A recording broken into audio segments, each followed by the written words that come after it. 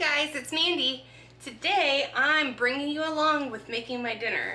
It's really super quick and easy. It's called tamale pie. Tamale pie is quick and easy. It's great for family dinner, or if you're going to a potluck, it's a crowd pleaser and you can make a big amount really quick. It's made with a beef filling and then it has a cornbread topping. And I zhuzh the top up with some corn, some cheese. You'll see. All right, let's get to it. So I went ahead and got all my ingredients out for the recipe. I have already started the oven. I'm preheating it to 350 degrees. And the next step is going to be dicing your onion. Let me go get a knife. We're going to saute our onion while we cook our meat, or in the meat.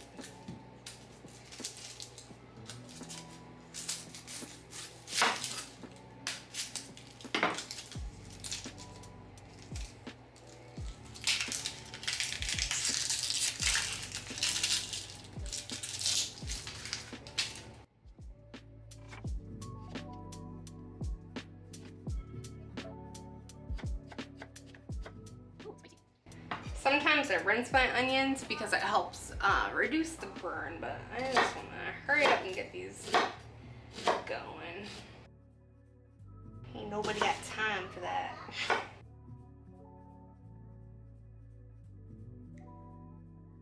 Now that this is done, we're gonna head on over to the stove.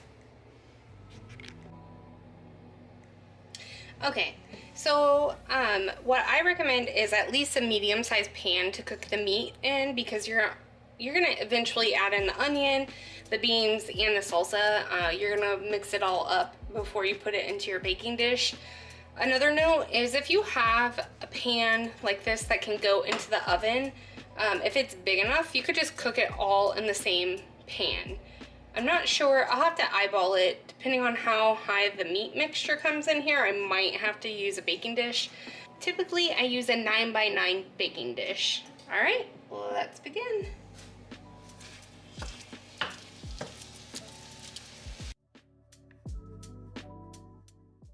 I always add salt and pepper to my meat when I'm cooking it, no matter what it is. It just gives an extra layer of flavor. I would say it's probably about a teaspoon. And I'm gonna do about 15 cranks pepper on my pepper mill, but probably about a teaspoon of pepper.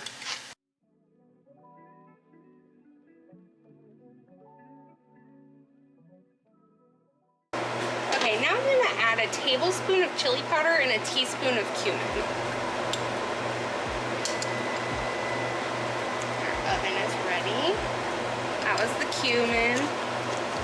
Sorry, I have my fan going so it doesn't fog up the camera. But anyways, this is cumin and this is chili powder. And I'll have the recipe posted on our blog site, and I'll put the link in the description box below.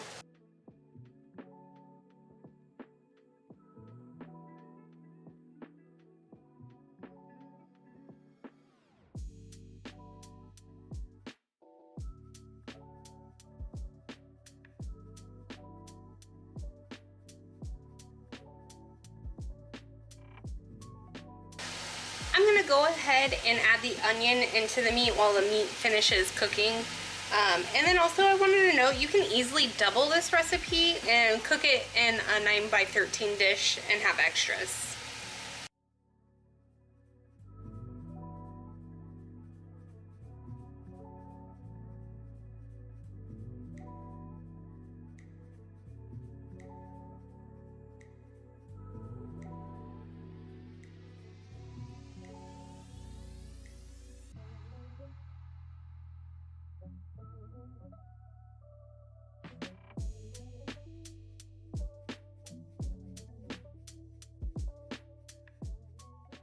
So now we're gonna go ahead and add in our salsa and our beans. I'm gonna add the equivalent of 16 ounces. I had a leftover jar of salsa in my fridge that has residual, so I'm gonna use that up first and then open my new one.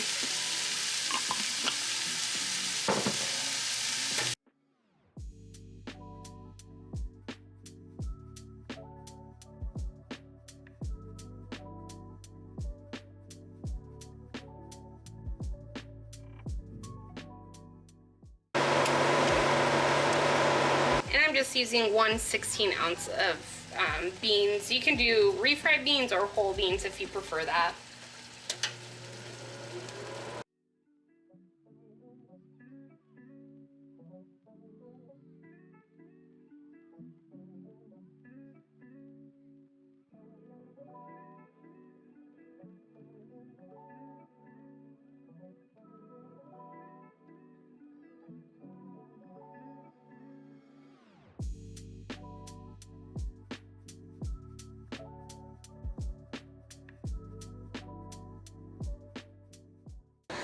We're gonna leave this here and let it simmer and let the flavors meld while we go over and start the cornbread.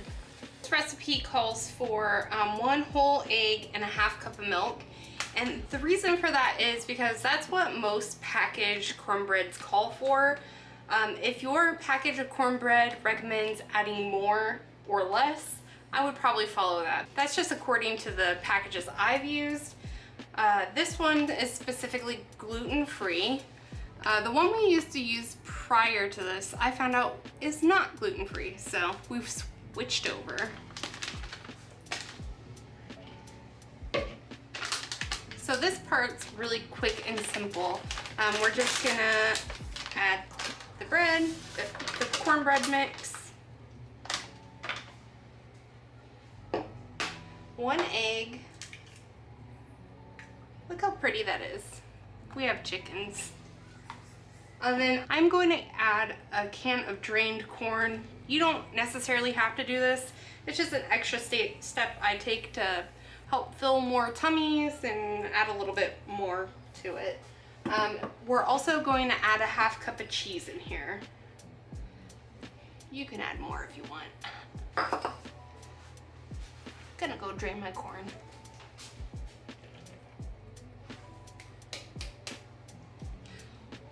Also, if you like spicy food, you can add chopped jalapeno in here as well. Takes it up a notch. But our kids unfortunately can't handle that, so we're gonna stick with this. So my husband is new to his diagnosis of celiac disease, and fun fact, a lot of times when you have celiac disease, it goes hand in hand with lactose intolerance. So we are cutting out regular cow milk dairy for him, so we're cutting out high lactose food so he can have hard cheeses like the cheddar cheese in here, but instead of cow milk for the milk, we're using oat milk today. We have never used oat milk in this recipe, so hopefully it's a happy surprise.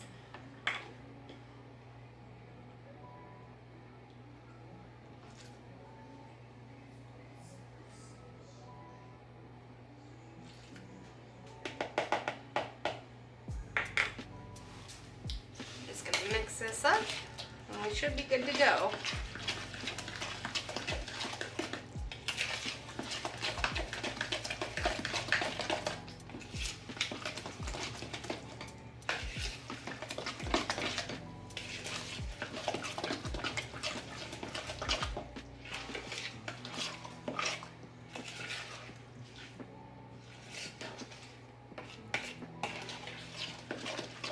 You know, I think this will fit in my pan, so that's exciting.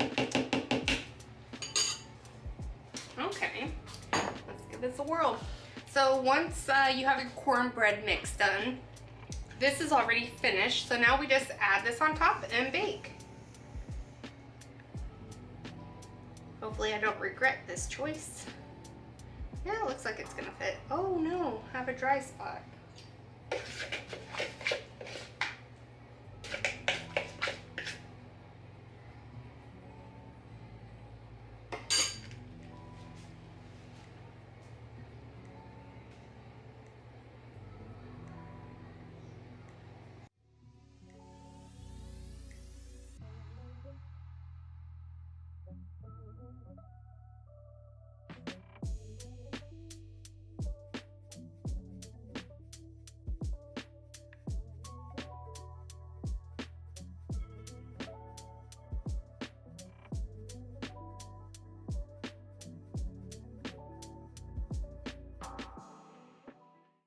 Okay, So now I'm gonna go ahead and put this in the oven for about 30 minutes and I'll check on it. Basically, you're just cooking it until your cornbread is done. So once it looks golden brown, you should be good to go because everything in the pie itself is already cooked. All right, moment of truth, it's ready. All right guys, that was it. I will show you what this looks like when it's complete. We have 30 minutes and then I can show it to you. Of course, it's gonna be like a second for you. But thank you for taking time out of your day to watch my video. If you like this video, please like and subscribe, and I hope to see you in the next one. Bye! Behold the beauty of the tamale pie. Oh yeah. Alright guys, my family is hungry and ready for food. Thanks again for watching my video. If you try this, I hope you love it as much as we do. Bye! A quick update from my basement. I just wanted to let you know that the oat milk, we couldn't even tell the difference. So if you need to use oat milk or any other variety, just make sure it's plain, like not vanilla or chocolate flavored, and you should be good. Alright, bye guys.